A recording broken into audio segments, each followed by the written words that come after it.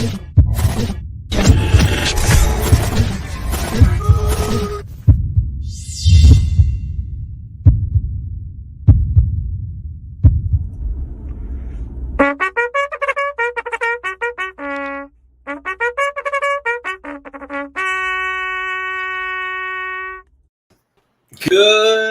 morning on a finish Friday, on a football Friday. Football was officially back for a night. It's kind of back for the weekend, but we are back for another Nudelberg Daily Huddle. Did you watch last night? Did you watch the start of the draft? We're going to get some more draft conversations at the end, but I felt like the Ice Cube thing was very much like the Rock thing. Yeah. I didn't know what was happening. He's screaming at the mic, the volume. They turned down the volume, and so the next guy couldn't be heard. So there's a lot going on this weekend. The draft is happening. It's currently happening. You got NBA playoff basketball that's happening. And as Jim is talking about right now, you've got the Aaron C. show down here this weekend in South Florida. So for those of us that live east and that live like from Sunrise North, it is about to be Top Gun all day today. It's a war zone. They are buzzing the tower. And if you ever wanted to know what it's like to live in a war zone, come hang out east today because we will have fighter jets. And last year, it pretty much occupied like our week. It completely hijacked the day. Every minute we were like running outside to look up. It's why the mayor's gala is also happening. So Mayor Udine, who we got to spend some time with, that's going on tomorrow night. I know Nova Southeastern has more things going on. So it is a packed weekend. Weekend is the JA board retreat. The next 2 days, I'll be accompanying Dad as we get back on the road, going to Naples, spend a couple of days or a day with Lori and the rest of the board, AK. So super excited about that. Speaking of Dad and the JA retreat, the man is nonstop. He is back. He is in town, but he's taking the morning off so that he can get rested because he was with the what was the name of the company? Distribution International in Princeton, New Jersey yesterday. So I'm sure on Monday we'll talk all about his speaking engagement and how that went. But it was focused around mindset, business development, modern business development, LinkedIn, video selling. You know that he absolutely blew the doors off those people in New York. Yeah. Before we do anything, get some wake up music. Wake up, everybody! Get up! Get up! Get up! Get up! Wake up! Come on! Come on! Wake up, everybody! It's a new way. Maybe then they'll listen what you have to say. Wake up, everybody! No more sleeping in bed. Ahead. Come on.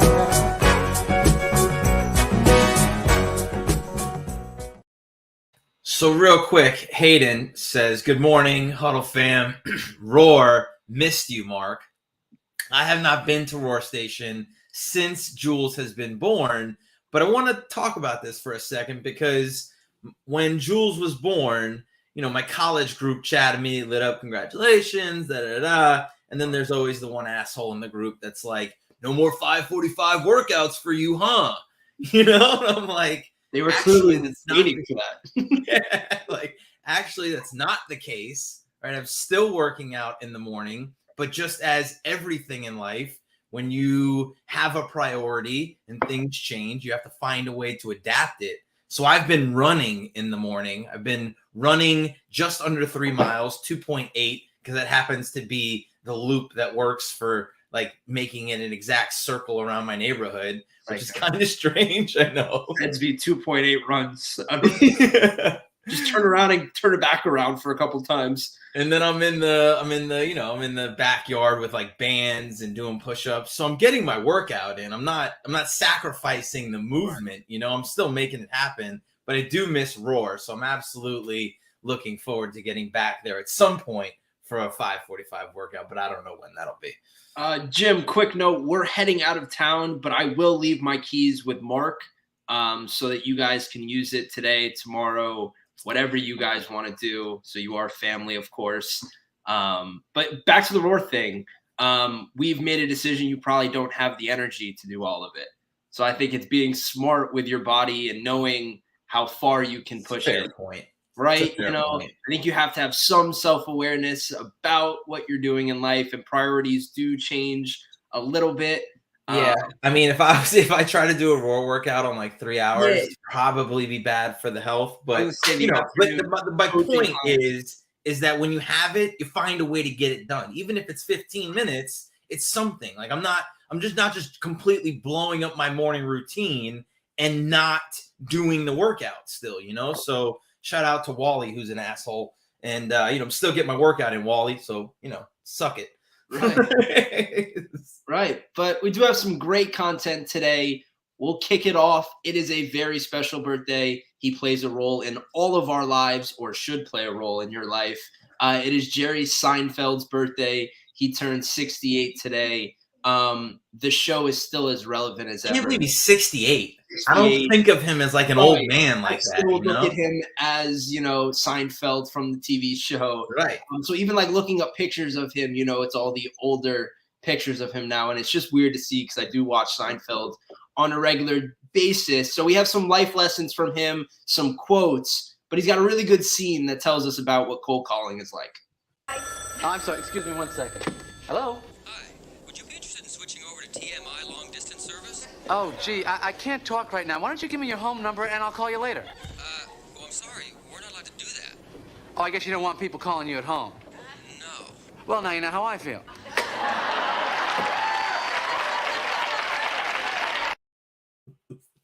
Exactly. And what's mind blowing to me is like that scene is from like the mid 90s, Right. maybe the early 90s. So Right. like this idea of nobody wants to be cold called, which is happening almost 20 years ago, is still happening. Like people still think that it's the best way to get to somebody. And I think it's just really relevant because whenever you do talk to a room or you talk to a group of people and you ask them, hey, do you like getting cold called, or do you answer cold calls? Right. And not one person raises their hand to say they like it, they participate in it, they answer, and My question is, when's the last time you answered a number on your phone that you didn't have stored? right. You know what I mean? And like they even went a step further and said spam alert now that you don't even look, you don't even get the phone number anymore. So really funny. The life lessons in that show are abundant. Yeah, and first of all, Jerry Seinfeld is a process maniac. Like what he talked about and the way he developed his career is phenomenal. So there's so many nuggets that I know we're gonna pull out from him. I'm excited to share some of those. Yeah. He So did the a great first job one, pulling them. and his quotes really do a great job of kind of expressing his thoughts when it comes to that. So Shay, if you could pull up the quotes, I think are in order to how I sent them. But the first one is to fall in love with the process. And he talks about, Shay, if you have the picture, it's the first one. If I don't do a set in 2 weeks, longer one is the first one. One more time. There we go. I don't do a set in 2 weeks. I feel it. I read an article a few years ago that said when you practice a sport a lot, you literally become a broadband. The nerve pathway in your brain contains a lot more information. As soon as you stop practicing, the pathway begins shrinking back down. Reading that changed my life. I used to wonder, why am I doing these sets, getting on stage? Don't I know how to do this already? The answer is no. You must keep going. The broadband starts to narrow the moment you stop.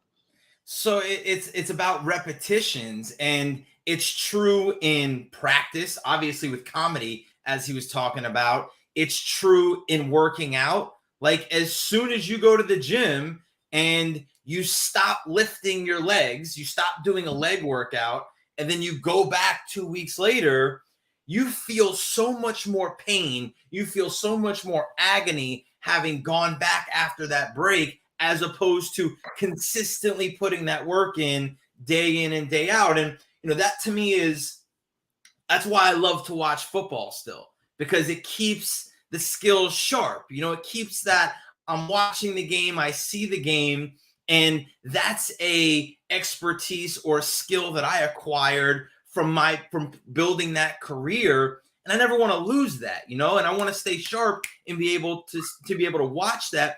But it's the same as a leader in reading.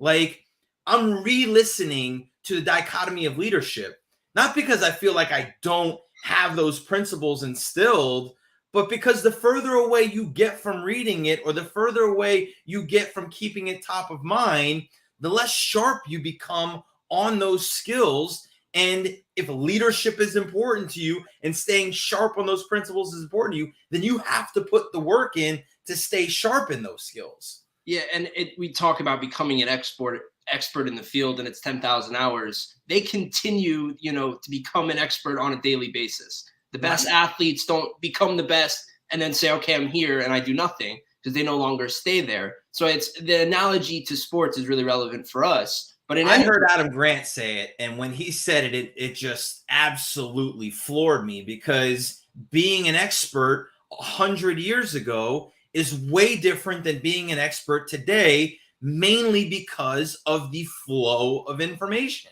right? 100 years ago, 200 years ago, it took a lot longer for somebody to figure something out, test it, prove it, and then be able to share it. Whereas in today's day and age, there is new information constantly being flown at you. So in order to stay an expert in today's world, you have to make sure that you're challenging what you think and that you're learning new things consistently. And I think that's the hardest part for people. I wrote about that today in my post, is that the hardest part of change is not actually changing. The hardest part of change is being willing to say, this is working, but maybe it's not working good enough. Maybe there's a better way, maybe, and being open to that maybe of something else, and then being willing to test and try and fail in order to figure out whether or not there are better ways. Right. And the only way you can do that is put yourself up for failure, to open yourself up to those opportunities. Because if you do, then you're stuck in your way and you kind of just get comfortable. And I think, we've talked about that with our clients, is you kind of always have to innovate to keep people on your toes, to keep people engaged with the constant, evolution of getting better. But we'll move on to number 3. I think is really important to us, because we talk about calendars. And I love this one. This one was his famous thing, and they called it one of his productivity hacks that has really come from Seinfeld, and it's called Don't Break the Chain. He had a big calendar of the whole year on a wall in his apartment. Every time he wrote a joke, he put a red X on that date. Before long, he had a growing chain of red X's on the calendar, a visual reminder of the consistent work he put in. One a day. And like, so if you read more into that article, he talks about it wasn't 25 jokes a day. It wasn't writing a whole set a day. All he had to do was write a minimum of 1 joke a day. Now, I'm sure there were days where he was really in the zone and he would bang out 10 or 12 and he was really flying. But on the days when it was really, really hard for him to get creative, right, and he had to really push himself, it wasn't pushing himself to get 12. It was doing 1.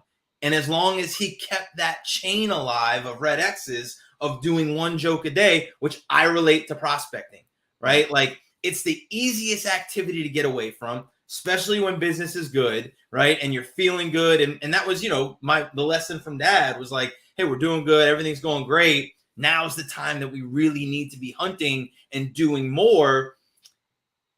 Not saying, well, I got to do 25 pieces of outreach today, or I got to find 25 new prospects, or 5, just 5. Can I find 5 today that, whether it's on LinkedIn and I'm sending a connection request, or I'm sending a video through an email, or I'm sending a handwritten note, I'm doing something. Can I do 5 a day? Now, there might be some days where I got big blocks and I'm able to do 20, 25, right? Because I'm really spending a bunch of time on it.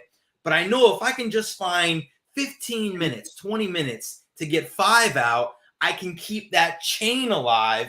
And if that chain stays alive, then the pipeline should continue to flourish. Right. And I really liked when he said your only job is to not break the chain. Don't break the chain. The way to be a better comic was to create better jokes. And the way to create better jokes was to write every day.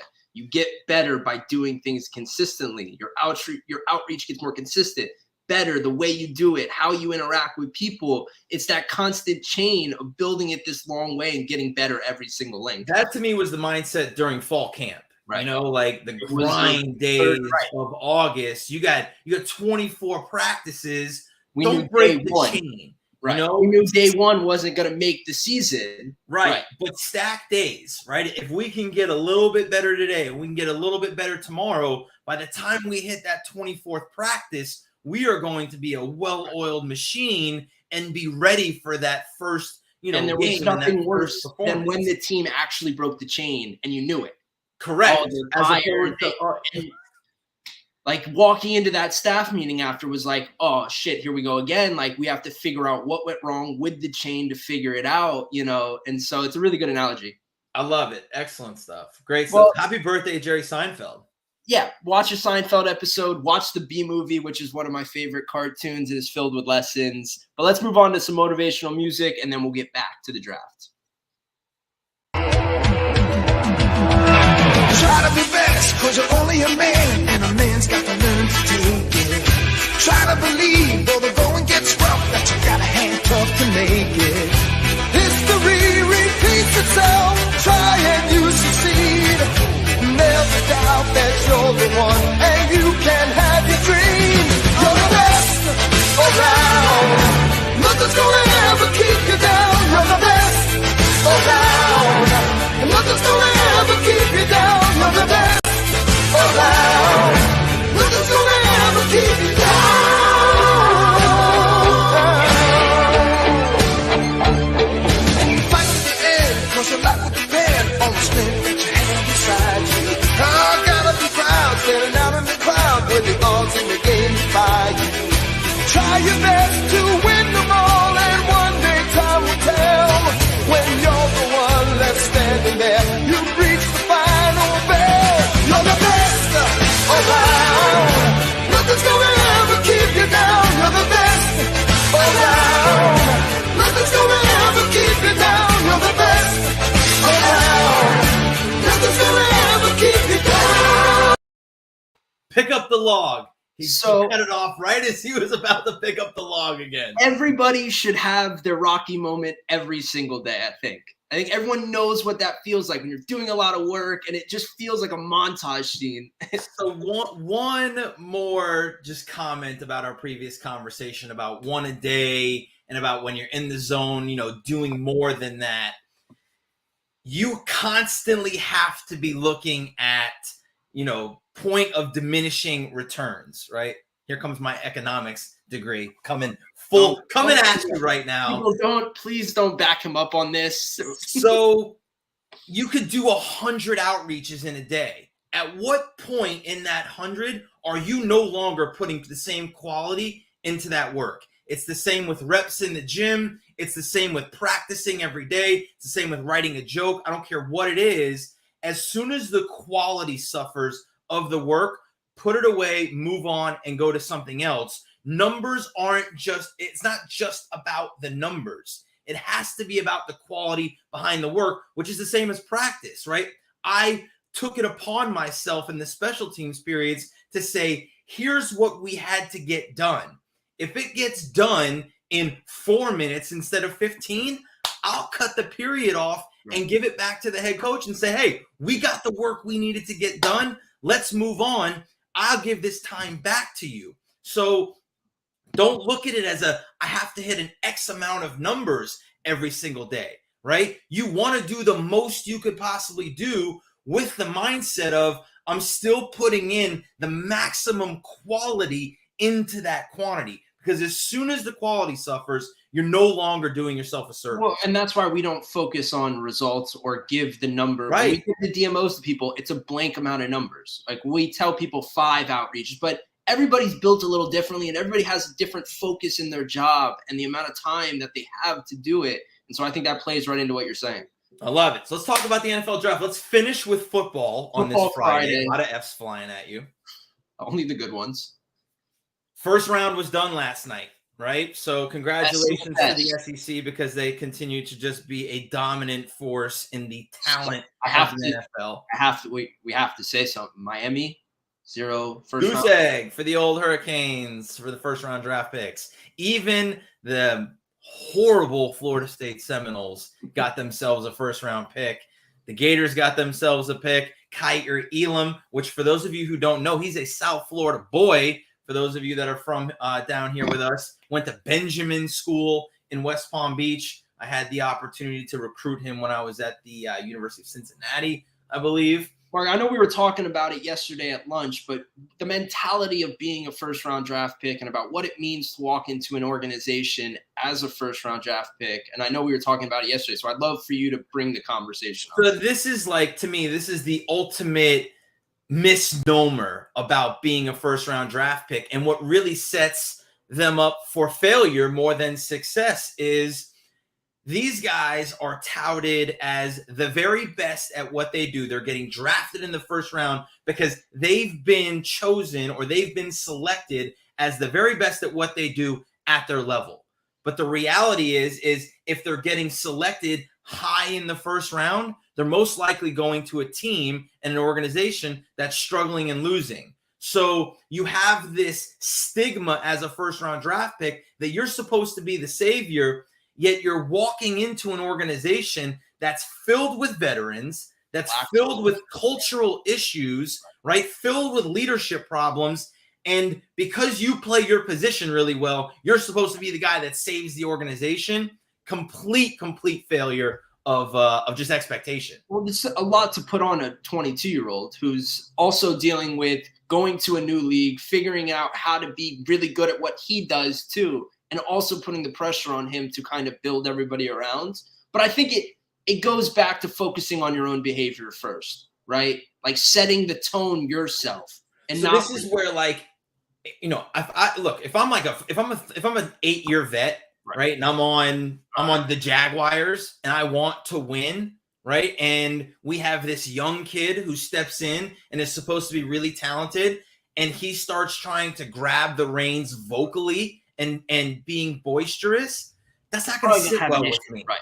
It's not going to sit well with me. So this is where understanding, and this is what Denzel talked about as young guys in an organization, lead quietly, lead by example, be the first one in the building, be the last one out, do things exactly the way they're supposed to be done, be absolutely maniacal about the details, right. Focus on your behavior and setting the example so that you earn the right to hold the people accountable to that standard. And I think that's that's the only way you can affect the organization and even have a chance to be able to be successful. Well, there are kind of two different leaders sometimes. There's the vocal one, and then there's the experience and how they do things the right way. And, you know, you can watch them.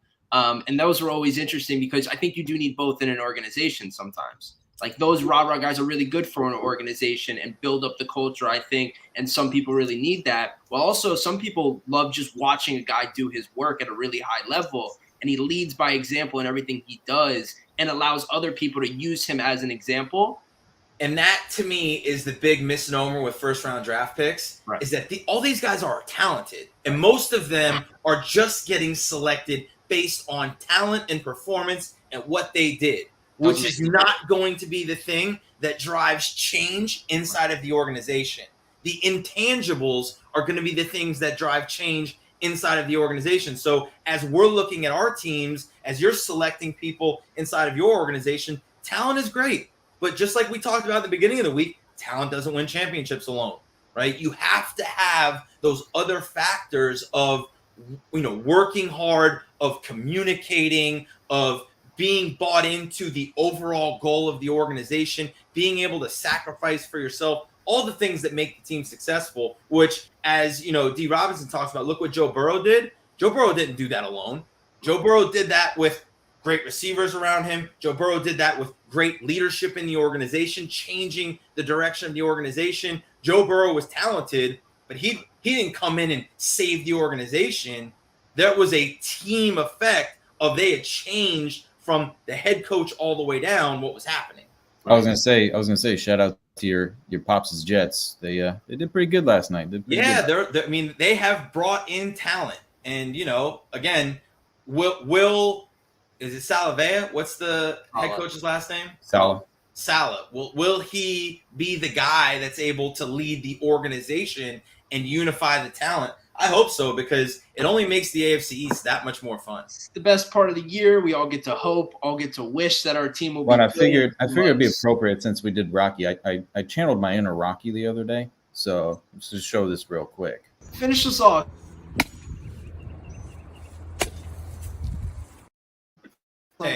Who got down and dirty in the backyard and was That stump has since been removed. I got two more to go.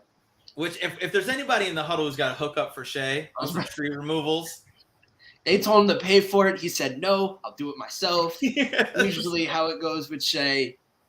Fantastic Friday, fantastic weekend. Enjoy the Aaron C show. Enjoy some Headman will be back draft on Monday. Get after it. Steve Nudelberg will be back on Monday. Excited to be back with everybody. Great first week. Let's get down to business. Please don't worry about me. I'm about to let my heart speak. My friends keep telling me to leave this. So let's get down to business. Let's get down to business. Give you one more night to get this.